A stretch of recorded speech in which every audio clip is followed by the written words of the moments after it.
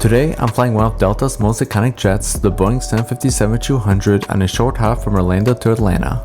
From the cabin shaking to its power-packed engines, it's one of the most thrilling narrow bodies to fly. Join me as I experience this legendary aircraft in action, but first, my adventure begins in Orlando, Florida. And a good morning from Orlando, Florida. Today we're flying to Atlanta, Georgia in Delta Airlines Boeing 757. Let's get going.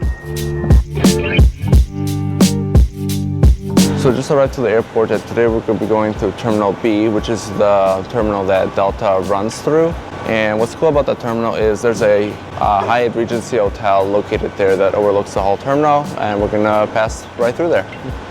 So I'm only bringing a carry-on, so there's no need to check a bag. So instead we're going to go right through security and go through the terminal and hopefully find a lounge. And here we are. We are currently in Terminal B, and this is the Hyatt Regency Hotel that you see over here. So if you ever stay in this hotel, you could possibly get a room that faces the Terminal B area, which is pretty cool. You don't really see many hotels that are inside terminals. The TSA lines doesn't seem that bad this morning, so we should be able to get right through.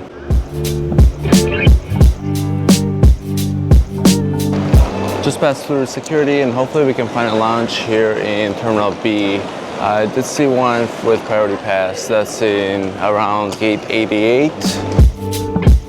After a short train ride to the Terminal B gates, we'll make a quick stop at the Club MCO lounge, which is accessible with priority pass.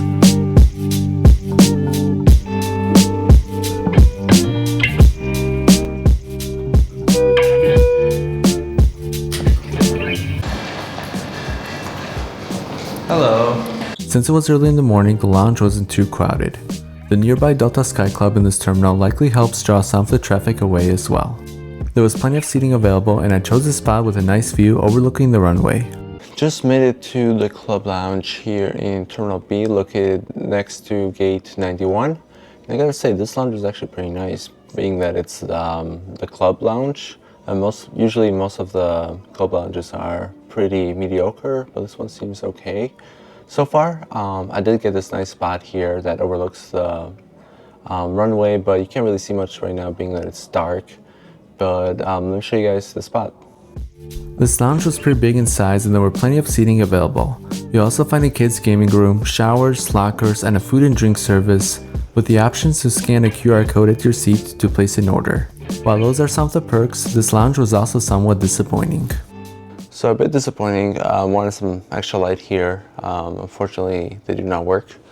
The switches do not work, and this one looks like it's broken. So I'm not gonna mess with those. But yeah, let's check out the food next. A bit disappointing that they haven't filled this fridge here with any beverages. I was hoping to get a couple of beverages before the flight, but unfortunately, it's pretty empty right now. I headed over to check out the breakfast buffet, and I've gotta say, I was pretty disappointed. For a lounge of this size, the buffet felt surprisingly limited. There wasn't much variety, and most of the food just didn't seem appealing. If you're expecting a full spread, you might walk away underwhelmed. I ended up getting a bagel, a couple of pieces of fruit, and potatoes, which were actually pretty decent, but nothing too special. After waiting for about 30 minutes, it was finally time to head to the gate and board Delta's Boeing 757 for our flight to Atlanta.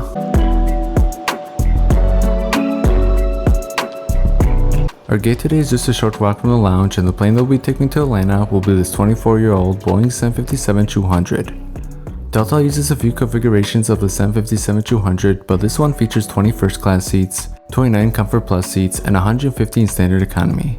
For today's flight, I'll be seating seat 33F.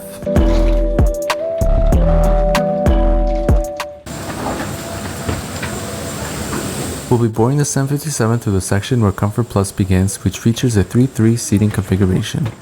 The overhead bins on this aircraft are relatively small, so if you're in group 4 or later, there's a good chance you'll need to gate check your bag.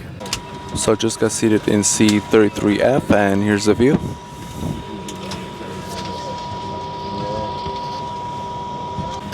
And this is the Boeing 757-200 on a 1-hour flight to Atlanta. One of the main things I really enjoy about flying with Delta is their seatback entertainment system. It offers a solid library of movies, TV shows, and even live TV to help pass the time. There's also a dedicated Spotify audio section for music lovers, plus a digital menu where you can preview the snacks and beverages that will be offered on your flight. When flying with Delta, the Wi-Fi comes free if you're a SkyMiles member, which is free to sign up for, and I found the connection speeds to be pretty decent. The seat on the 757 offers a 31-inch pitch, which is actually quite decent for an economy seat on a flight like this.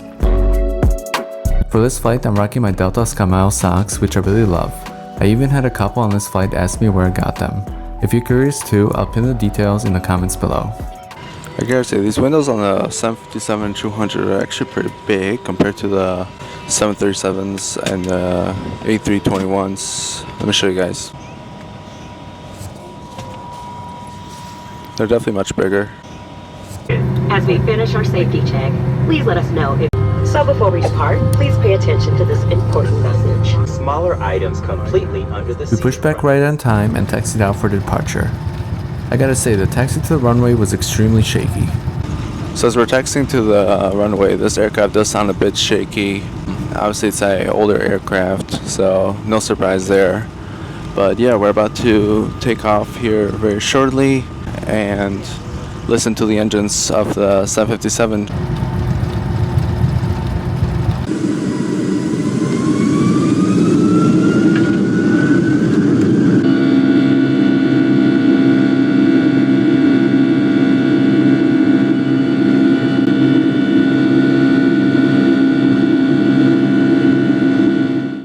As we began our climb, it was time to take a closer look at the 757's economy seat.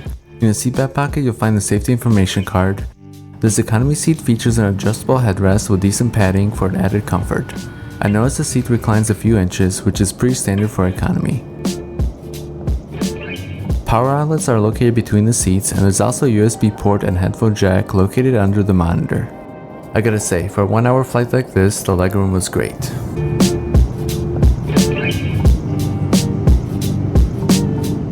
Once we reached cruising altitude, snack and drink service started. Unfortunately, not everything listed on the menu was offered on this flight. For my snack, I went with the classic favorite, the Biscoff cookie. So they didn't offer any soft drinks, which I found it weird. I'm not sure if it's because it's early morning, it's about 8 o'clock a.m. So no soft drinks were served, but they did offer complimentary coffee, tea, or water, and I went with the coffee. This was definitely a first for me where no soft drinks were served, at least none that I can remember. If you know why that might be, drop a comment below and let me know.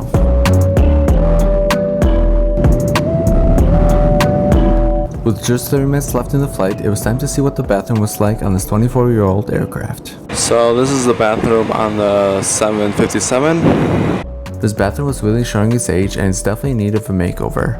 However, the large mirror opposite of the sink did help make the space feel a bit bigger than it actually was. This bathroom has definitely seen better days. Ladies and gentlemen, starting the descent down into Atlanta. Seatbelt signs on for the rest of the way. We do request you remain seated with your seatbelt fastened.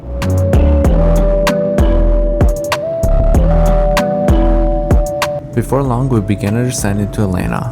The flight itself was fairly smooth with a total duration of 1 hour and 12 minutes. If you're a fan of classic aircrafts with real personality, the 757 is the one to catch while you still can. Delta is expected to retire these within the next few years, so flights like this one will become rarer in the upcoming years.